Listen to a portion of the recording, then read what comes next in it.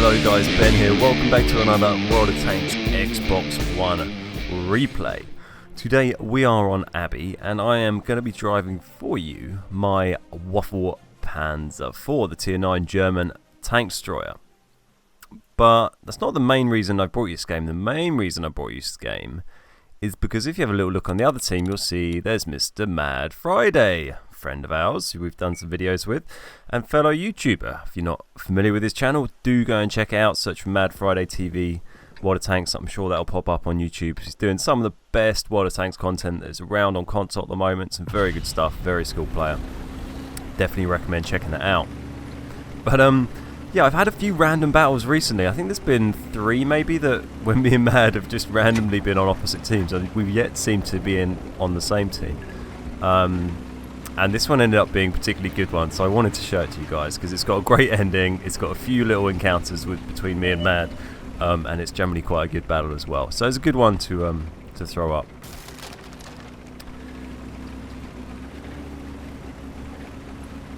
So I decided to go down this flank. It was kind of as a TD on this map. I think it's a toss-up between here and the other flank, the sort of the river path, I guess you might call it, where those 2 TDs are on the 8 line. I decided to go this way. I find if you go that way, it can be okay, but sometimes not many people go there, or if too many people go there, then you get screwed. I find this side's a little bit easier to deal with changes in numbers. It's a bit of a wider route, and there we go. We actually see Mad has made a bit of a dash up there. So I've gone this way. Thankfully I've got these 2 heavies to support me as well. A little bit nervous about Mad on the other team because he's in that T49 with its big derpy gun. I'm in a tier 9 tank with completely trash armor, the perfect target for someone with a big derpy gun like that. So we'll see. So we take a shot in the IS-3, doesn't go through. Decide to pull back and get myself in a little bit more cover and basically use this guy in front for a bit of cover because he's actually got a little bit of armor and I haven't. It's got very narrow area to fire down there. But I'm just throwing shots down there anyway, and hopefully eventually one of them is going to pen.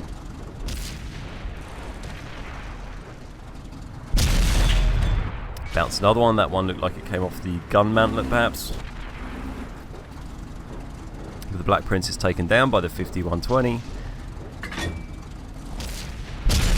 And there we go, finally managed to get a nice hit into the IS-3. I decided to push forward a bit. It felt like that was going a little bit slow for my liking. I felt like it might take a few more shots of bounces to really chip these guys down. So I decided to push up, take the fight to them a little bit. You know me, I always like to play aggressive. I always like to push in, even when I'm in something really badly armoured like this. So at the moment I'm just sitting here waiting for the IS-3 to fire. That was kind of my goal, was wait for him to fire, pop out and hit him. Didn't look like he was going to fire, but did look like he gave me a chance to fire another shot to him there. That one, I think, when it must have gone in just under his gun and nicely penetrated. So we've got 2 big hits on him now and he's down to a 1 shot, I think. Just wait for the reload, pop out, fire another bounce on him.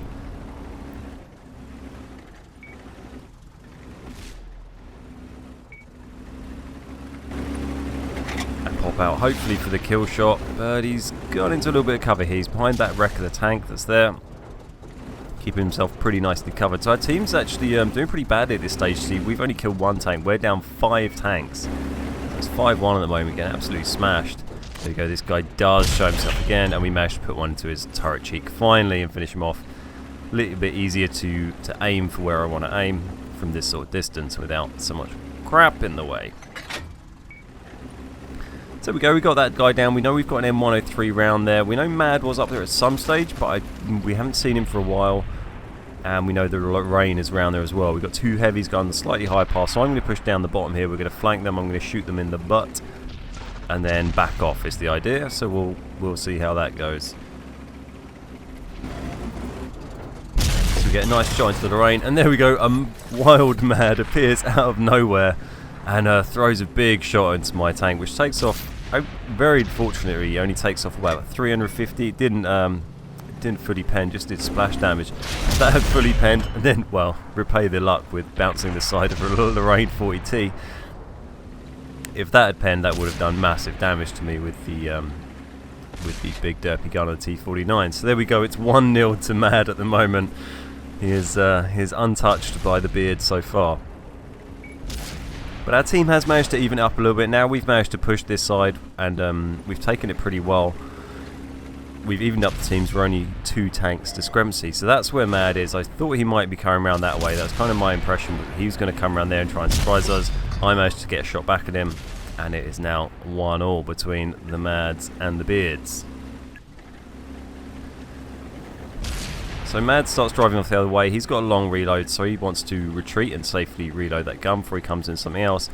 I decide at this stage to spin around and head back. I don't want to advance around there and chase him down too much because he can outmaneuver me. He does have a very long reload time, but he'll be able to outmaneuver me. Even though this tank is reasonably agile, but it's not light tank agile. So I decided to pull back also because we kind of lost the middle, so I can see there's a heavy tank going near our flag. Not sure what else they've got there. I'm always worried about getting quickly capped out. You never know when another tank might pop up to help him, and they have 2, and then 30 seconds later you've lost the game. So I decided to go back up here. It's a nice little spot for defending the flag. You get a nice view across most of the cap circle. Although this guy is getting hit pretty well anyway. And I'm kind of down my own at this end of the battlefield now, so it is useful I came down here with, we've got 90 seconds left. This guy would have been happily sitting on the flag with no one contesting him, but we're able to take him out of the game. And leave it at a 4 versus 6 battle. Then with 2 light tanks, one of those being Mad, one of those being another chap.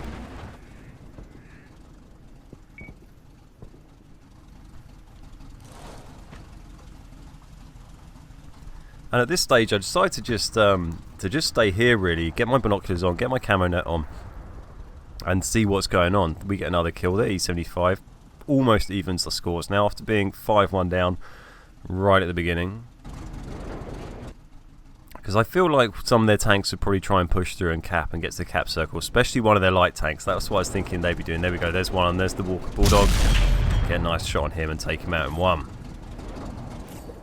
So we've now got even scores. It is 4-all. I'm on 3 kills. And we get spotted. There's no one else spotted. It's not looking great. Who is it? There's a light tank. I'm slow to notice it. Slow to notice it. There we go. Just notice it. Now spin round. And so lucky.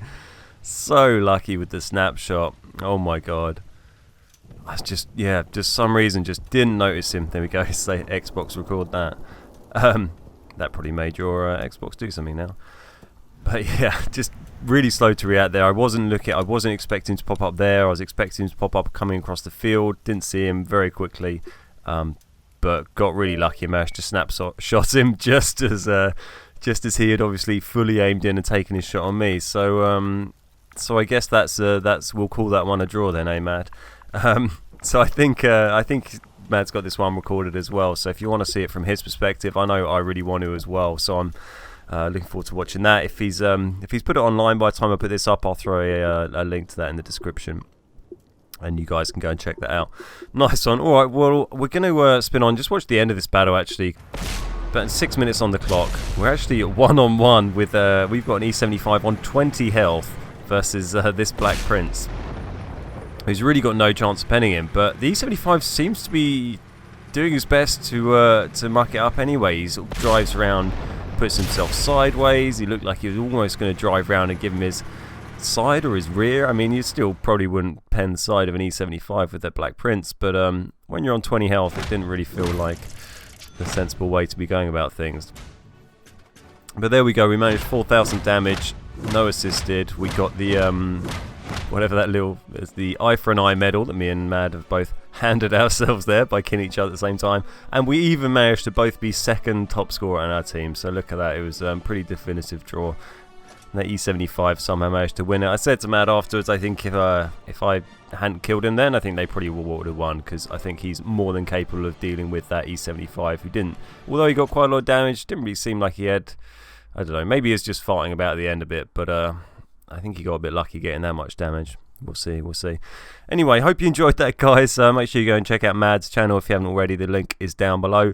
and drop a like and subscribe to us if you're feeling so generous. Nice one. Alright, my name's Ben, we're the Beard Guys, and I'll see you next time.